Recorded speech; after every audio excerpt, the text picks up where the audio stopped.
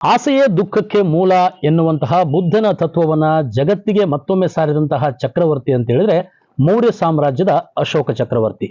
ಇಂತಹ ಅಶೋಕ ಚಕ್ರವರ್ತಿಗೆ ದೇವನಾಂ ಪ್ರಿಯ ಎನ್ನುವಂತಹ ಬಿರುದೊಂದಿತ್ತು ಎನ್ನುವಂಥದ್ದನ್ನ ಜಗತ್ತಿಗೆ ತೋರಿಸಿಕೊಟ್ಟಂತಹ ಶಾಸನ ಯಾವುದಾದ್ರೂ ಇದ್ರೆ ಅದು ರಾಯಚೂರು ಜಿಲ್ಲೆಯ ಮಸ್ಕಿ ಶಿಲಾಶಾಸನ.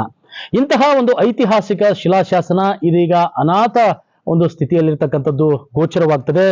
ರಾಯಚೂರು ಜಿಲ್ಲೆಯ ಮಸ್ಕಿ ಪಟ್ಟಣದ ಹೊರವಲಯದಲ್ಲಿ ಬರ್ತಕ್ಕಂತಹ ಈ ಅಶೋಕನ ಶಿಲಾಶಾಸನವನ್ನ ಬಿಡೆನ್ ಎನ್ನುವಂತಹ ಓರ್ವ ಬ್ರಿಟಿಷ್ ಅಧಿಕಾರಿ ಪತ್ತೆ ಹಚ್ತಾರೆ. ಅದಾದ ನಂತರದಲ್ಲಿ ಇದುವರೆಗೆ ಸಾಕಷ್ಟು ರೀತಿಯಲ್ಲಿ ಇದು ಐತಿಹಾಸಿಕ ಪ್ರವಾಸಿ ತಾಣವಾಗಿ ಇವತ್ತು ಮಾರ್ಪಾಡಾಗಬೇಕಾಗಿತ್ತು. ದುರದೃಷ್ಟವಶಾತ್ ಇವತ್ತು ರಾಜಕಾರಣಿಗಳ ಇಚ್ಛಾಶಕ್ತಿಯ ಕೊರತೆಯಿಂದ ಆಳುವ ಸರ್ಕಾರಗಳ ಕಣ್ಣಿಗೆ ಇವತ್ತು ಅಶೋಕನ ಶಿಲಾಶಾಸನ ಬೀಳದೆ ಹೋಗಿದ್ದರ ಪರಿಣಾಮವಾಗಿ ಇವತ್ತು ಇದೊಂದು ಅನೈತಿಕ ಚಟುವಟಿಕೆಗಳ ತಾಣವಾಗಿ ಇವತ್ತು ಗುರುತಿಸಿಕೊಳ್ತಾ ಇದೆ. ಹೀಗಾಗಿ ಅಶೋಕನ ಶಿಲಾಶಾಸನ ಇರ್ತಕ್ಕಂತಹ ಈ ಒಂದು ಪ್ರದೇಶವನ್ನ ಇವತ್ತು ಹಂಪಿ, ಐಹೊಳೆ, ಪಟ್ಟದಕಲ್ಲು ಯಾವ ರೀತಿಯಲ್ಲಿ ಇವತ್ತು ಇತಿಹಾಸದ ಪುಟಗಳಲ್ಲಿ ರಾರಾಜಿಸ್ತಾ ಇದ್ದಾವೋ ಅದೇ ರೀತಿಯಾಗಿ ಅಶೋಕನ ಶಿಲಾಶಾಸನವು ಕೂಡ ಇತಿಹಾಸ ಪುಟದಲ್ಲಿ ರಾರಾಜಿಸ್ತಾ ಇದೆ. ಆದ್ರೆ ಅಭಿವೃದ್ಧಿಯ ವಿಚಾರದಲ್ಲಿ ಇವತ್ತು ಇದು ಮರೀಚಿಕೆಯಾಗಿ ಗೋಚರವಾಗ್ತಾ ಇದೆ. ಹಾಗಾಗಿ ಈ ಒಂದು ಶಿಲಾಶಾಸನವನ್ನ ಇವತ್ತು ಅಭಿವೃದ್ಧಿಪಡಿಸಿ ಇವತ್ತು ಪ್ರವಾಸಿ ತಾಣವನ್ನಾಗಿ ಮಾಡಿಕೊಡಿ ಎನ್ನುವಂತಹ ಮನವಿಯನ್ನ ಮಸ್ಕಿ ಪಟ್ಟಣದ ಇಡೀ ಮಸ್ಕಿ ತಾಲೂಕಿನ ಜನ ಹಲವಾರು ವರ್ಷಗಳಿಂದ ಇವತ್ತು ಸರ್ಕಾರಗಳನ್ನ ಬೇಡ್ಕೊಳ್ತಾ ಇದ್ದಾರೆ.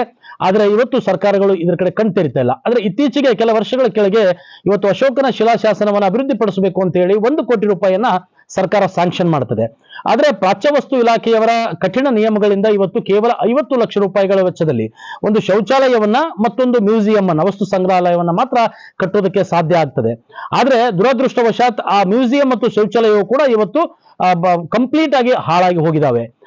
ಇನ್ನು ಶಿಲಾಶಾಸನದ ಸುತ್ತಮುತ್ತ ನೋಡಿದ್ರೆ ಇವತ್ತು ನಿಜಕ್ಕೂ ಕೂಡ ಆಶ್ಚರ್ಯ ಆಗ್ತದೆ. ಯಾಕಂತ ಕೇಳಿದ್ರೆ ಇಂತಹ ಒಂದು ಜಗತ್ತಿಗೆ ಅಶೋಕನ ಒಂದು ಧರ್ಮವನ್ನ, ಅಶೋಕನ ಒಂದು ಇರುವಿಕೆಯನ್ನ ಪ್ರಚುರಪಡಿಸಿದಂತಹ ಒಂದು ಬಹುದೊಡ್ಡ ಶಾಸನ ಇವತ್ತು ಅನಾಥವಾಗಿ ಬಿದ್ದಿರ್ತಕ್ಕಂಥದ್ದು ನೋಡಿದ್ರೆ ನಿಜಕ್ಕೂ ಶೋಚನೀಯವಾಗ್ತದೆ. ಹಾಗಾಗಿ ಇವತ್ತು ಇದನ್ನ ಈ ಒಂದು ಬಹುದೊಡ್ಡ ಪ್ರವಾಸಿ ತಾಣವನ್ನಾಗಿ ಮಾಡಬೇಕು ಎನ್ನುವಂತಹ ಜನರ ಮನವಿಗೆ ಇವತ್ತು ಸರ್ಕಾರ ಸ್ಪಂದಿಸಿ ಕಳೆದ ಕೆಲ ದಿನಗಳ ಹಿಂದೆ ಕಲಬುರಗಿಯಲ್ಲಿ ನಡೆದಂತಹ ಸಚಿವ ಸಂಪುಟದಲ್ಲಿ 10 ಕೋಟಿ ರೂಪಾಯಿಗಳನ್ನ ಇವತ್ತು ಈ ಒಂದು ಶಿಲಾಶಾಸನದ ಅಭಿವೃದ್ಧಿಗೆ ಮಂಜೂರು ಮಾಡಬೇಕು ಅಂತಕ್ಕಂಥ ಒಂದು ಒಪ್ಪಿಗೆ ಸರ್ಕಾರ ನೀಡುತ್ತದೆ, ಅನುಮೋದನೆಗೆ ಒಪ್ಪಿಗೆ ನೀಡುತ್ತದೆ. ಹಾಗೆ ಒಪ್ಪಿಗೆ ನೀಡಿದಂತಹ ಸಂದರ್ಭದಲ್ಲಿ ತದನಂತರದಲ್ಲಿ ಏನಾದರೂ ಬೆಳವಣಿಗೆಗಳಾದುವ ಅಂತ ನೋಡಿದ್ರೆ ಅದು ಕೂಡ ಇನ್ನೂ ಕೂಡ ಇಲ್ಲ.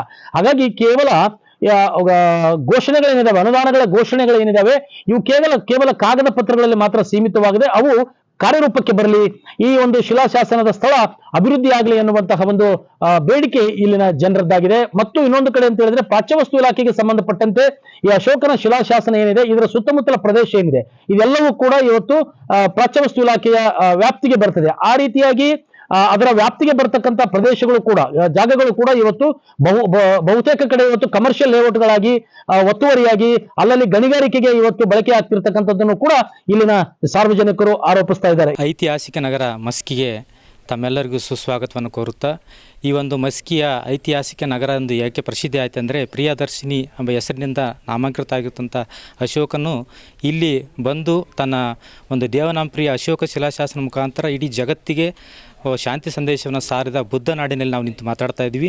ಸೊ ಈ ಒಂದು ಏರಿಯಾವನ್ನು ಪ್ರಾಚ್ಯವಸ್ತು ಇಲಾಖೆಯವರು 1951 ಡಿಸೆಂಬರ್ 31ರಂದು ಈ ಒಂದು ಪ್ರದೇಶವನ್ನು ಪ್ರೈವೇಟೆಡ್ ಏರಿಯಾ ಅಂತೇಳಿ ಘೋಷಣೆ ಮಾಡಿದ್ದಾರೆ. ಸರ್ವೆ ನಂಬರ್ 400, 401, 2, 3 ಈ ಎಲ್ಲ ಸುತ್ತಮುತ್ತಲಿನ ಪ್ರದೇಶದಲ್ಲಿರ್ತಕ್ಕಂಥ ಸರ್ವೆ ನಂಬರ್ಗಳನ್ನು ನಿಷೇಧಿತ ಪ್ರದೇಶ ಎಂದು ಘೋಷಣೆ ಮಾಡಿರುತ್ತಾರೆ. ಆ ಒಂದು ನಿಟ್ಟಿನಲ್ಲಿ ಈ ಒಂದು ಅಶೋಕ್ ಶಿಲಾಶಾಸನವನ್ನು ಅಭಿವೃದ್ಧಿಪಡಿಸ್ತಿರ್ತಕ್ಕಂಥ ರಾಜಕಾರಣಿಗಳು, ಮಂತ್ರಿಗಳು, ಮಹೋದಯರು ಇದನ್ನು ದಿವ್ಯ ನಿರ್ಲಕ್ಷ್ಯವನ್ನು ವಹಿಸಿ ಈಗಿನ ಮಸ್ಕಿಯ ಶಾಸಕರಾಗಿರ್ತಕ್ಕಂಥ ಆರ್ ಬಸವನಗೌಡ ತುರ್ಯಾಳ್ ಅವರು ಕೂಡ ಈ ಒಂದು ಅಭಿವೃದ್ಧಿಗೋಸ್ಕರ 10 ಕೋಟಿ ಅನುದಾನವನ್ನು ಮೀಸಲಿಟ್ಟಿದ್ದಾರೆ. ಅವರಿಗೆ ನಮ್ಮ ಎಲ್ಲ ಮಸ್ಕಿ ನಗರದ ಕ್ಷೇತ್ರದ ಪರವಾಗಿ ಕೃತಜ್ಞತೆಯನ್ನು ಸಲ್ಲಿಸುತ್ತಾ ಈ ಒಂದು 10 ಕೋಟಿಯ ಅನುದಾನವನ್ನು ಬಿಡುಗಡೆ ಮಾಡಿ ಇದನ್ನು ಡೆವಲಪ್ ಮಾಡೋದ್ರ ಜೊತೆಗೆ ಈ ಮಸ್ಕಿ ಉತ್ಸವವನ್ನು ಮಾಡಬೇಕಂತೇಳಿ ರಾಯಚೂರು ಉತ್ಸವದ ಪೂರ್ವಭಾವಿ ಸಭೆಯಲ್ಲಿ ಘೋಷಣೆ ಮಾಡಿರ್ತಾರೆ. ಆ ಒಂದು ನಿಟ್ಟಿನಲ್ಲಿ ಈ ಒಂದು ಸುತ್ತಮುತ್ತಲಿನ ಎಲ್ಲ ನಿಷೇಧಿತ ಪ್ರದೇಶವನ್ನು ಆಕ್ರಮಣ ಮಾಡಿರ್ತಕ್ಕಂಥ ಎಲ್ಲರನ್ನೂ ತೆರವುಗೊಳಿಸಿ ಇದನ್ನು ಒಂದು ಸುಂದರವಾದ ಪ್ರವಾಸಿ ತಾಣವನ್ನಾಗಿ ಐತಿಹಾಸಿಕವಾಗಿ ಅಭಿವೃದ್ಧಿಪಡಿಸಬೇಕಂತೇಳಿ ಈ ಮೂಲಕ ನಾವು ಒತ್ತಾಯಪಡಿಸುತ್ತೇವೆ. ಮಸ್ಕಿಗೆ ಐತಿಹಾಸಿಕ ಹಿನ್ನೆಲೆ ಬರಲು ಕಾರಣವಾದಂಥ ಪ್ರಮುಖ ಸ್ಥಳ ಮಸ್ಕಿ ಅಶೋಕ ಶಿಲಾಶಾಸನ. ಮಸ್ಕಿಯ ಇತಿಹಾಸದಲ್ಲಿ ಒಂದು ಶಾಂತಿಯ ಸಂದೇಶವನ್ನು ಸಾರಿದಿರತಕ್ಕಂಥ ಮೌರ್ಯ ಸಾಮ್ರಾಟ ಅಶೋಕನ ಒಂದು ಮುಖ್ಯವಾದ ಶಿಲಾಶಾಸನ ಹೊಂದಿರತಕ್ಕಂಥ ಮಸ್ಕಿಯ ಒಂದು ನಗರದಲ್ಲಿ ಮತ್ತು ಶಾಸನ ಸ್ಥಳದಲ್ಲಿ ಒಂದು ಇನ್ನುವರೆಗೂ ಯಾವುದೇ ಒಂದು ಅಭಿವೃದ್ಧಿ ಕಾಣದೇ ಇರೋದರಿಂದ ಇಲ್ಲಿಗೆ ಆಗಮಿಸುವಂಥ ಪ್ರವಾಸಿಗರಿಗೆ ಮತ್ತು ಇತಿಹಾಸ ಆಸಕ್ತರಿಗೆ ಇಲ್ಲಿಗೆ ಬಂದು ಭಾಳ ನಿರಾಶೆಯಿಂದ ವಾಪಸ್ ಹೋಗುವಂಥ ಸ್ಥಿತಿ ನಿರ್ಮಾಣ ಆಗಿದೆ. ಈಗ ಕಳೆದ ಕೆಲ ದಿನಗಳ ಹಿಂದೆ ರಾಜ್ಯ ಸರ್ಕಾರ 10 ಕೋಟಿ ರೂಪಾಯಿ ಅನುದಾನ ಅಭಿವೃದ್ಧಿ ಸಲುವಾಗಿ ಘೋಷಣೆ ಮಾಡಿದಂಥದ್ದು ಸಂತೋಷದಾಯಕ ವಿಷಯ. ಈ ಒಂದು ನಿಟ್ಟಿನಲ್ಲಿ ಕೂಡಲೇ ಸರ್ಕಾರದ ಅಧಿಕಾರಿಗಳು ಮತ್ತು ಅಧಿಕಾರಿಗಳು ಈ ಒಂದು 10 ಕೋಟಿ ರೂಪಾಯಿ ವೆಚ್ಚದಲ್ಲಿ ಒಂದು ವೈಜ್ಞಾನಿಕವಾಗಿ ಒಂದು ಶಾಸನ ಸ್ಥಳವನ್ನು ಅಭಿವೃದ್ಧಿಪಡಿಸೋದ್ರ ಮೂಲಕ ಇತಿಹಾಸಾಸಕ್ತರಿಗೆ ಮತ್ತು ಮಸ್ಕಿ ಇತಿಹಾಸವನ್ನು ಪ್ರಪಂಚಕ್ಕೆ ಪರಿಚಯಿಸಿದಂಥ ಈ ಒಂದು ಶಾಸನ ಸ್ಥಳವನ್ನು ಐತಿಹಾಸಿಕ ಸ್ಥಳವಾಗಿ ಅಭಿವೃದ್ಧಿಪಡಿಸ್ಬೇಕಂತ ಈ ಸಂದರ್ಭದಲ್ಲಿ ಸರ್ಕಾರಕ್ಕೆ ಒತ್ತಾಯ ಮಾಡ್ತೀನಿ. ಹೀಗಾಗಿ ಇವತ್ತು ಬಹುದೊಡ್ಡ ದೇಶಕ್ಕೆ ಕೊಡುಗೆ ಕೊಟ್ಟಂತಹ ಅಶೋಕ ಸಾಮ್ರಾಟ ಏನಿದ್ದಾನೆ ಆತನ ಒಂದು ಇರುವಿಕೆಯನ್ನ ಪತ್ತೆ ಹಚ್ಚಿದಂತಹ ಮಸ್ಕಿಯ ಶಿಲಾಶಾಸನ ಏನಿದೆ ಇದೊಂದು ಐತಿಹಾಸಿಕ ತಾಣವಾಗಬೇಕು, ಪ್ರವಾಸಿ ತಾಣವಾಗಬೇಕು. ದಿನನಿತ್ಯ ಇಲ್ಲಿಗೆ ನೂರಾರು ಜನ ಭೇಟಿ ಕೊಡಬೇಕು. ಈ ಅಶೋಕನ ಇರುವಿಕೆಯನ್ನ ಮತ್ತು ಅಶೋಕನ ಧರ್ಮವನ್ನ, ಅಶೋಕನ ಒಂದು ಇತಿಹಾಸವನ್ನ ತಿಳಿಯೋದಕ್ಕೆ ಈ ಒಂದು ಶಾಸನ ಸಾಕಷ್ಟು ಮಹತ್ವದ್ದಾಗಿದೆ. ಆ ಒಂದು ಮಹತ್ವಕಾರಿ ಶಿಲಾಶಾಸನವನ್ನ ಮತ್ತಷ್ಟು ಜಗತ್ತಿಗೆ ಪರಿಚಯಿಸ್ತಕ್ಕಂಥ ಕೆಲಸವನ್ನ ಇವತ್ತು ಸರ್ಕಾರಗಳು ಮಾಡಬೇಕು ಎನ್ನುವಂತ ಮಸ್ಕಿ ಜನರ ಒತ್ತಾಸೆ ಏನಿದೆ, ಈ ಒತ್ತಾಸೆ ಇನ್ನಾದ್ರೂ ಈಡೇರುತ್ತಾ ಅನ್ನೋದನ್ನ ಕಾದು ನೋಡಬೇಕಾಗಿದೆ. ನಿರ್ಭೀತ, ನಿಷ್ಪಕ್ಷಪಾತ, ವಿಶ್ವಾಸಾರ್ಹ ಸುದ್ದಿಗಳಿಗೆ ಮತ್ತೊಂದು ಹೆಸರಾಗಿರುವಂತ ನ್ಯೂಸ್ 18 ಕನ್ನಡ ಈಗ ಆಪ್ನಲ್ಲೂ ಲಭ್ಯವಿದೆ. ದಯವಿಟ್ಟು ಇಲ್ಲಿರುವ QR ಕೋಡ್ ಅನ್ನ ಸ್ಕ್ಯಾನ್ ಮಾಡಿಕೊಂಡು ಆಪ್ ಅನ್ನ ಡೌನ್ಲೋಡ್ ಮಾಡೋದಕ್ಕೆ ಮರಿಬೇಡಿ. ನಿಮ್ಮ ಬೆಂಬಲ ಹೀಗೆ ಸದಾ ನಮ್ಮೊಂದಿಗಿರಲಿ. ಧನ್ಯವಾದ.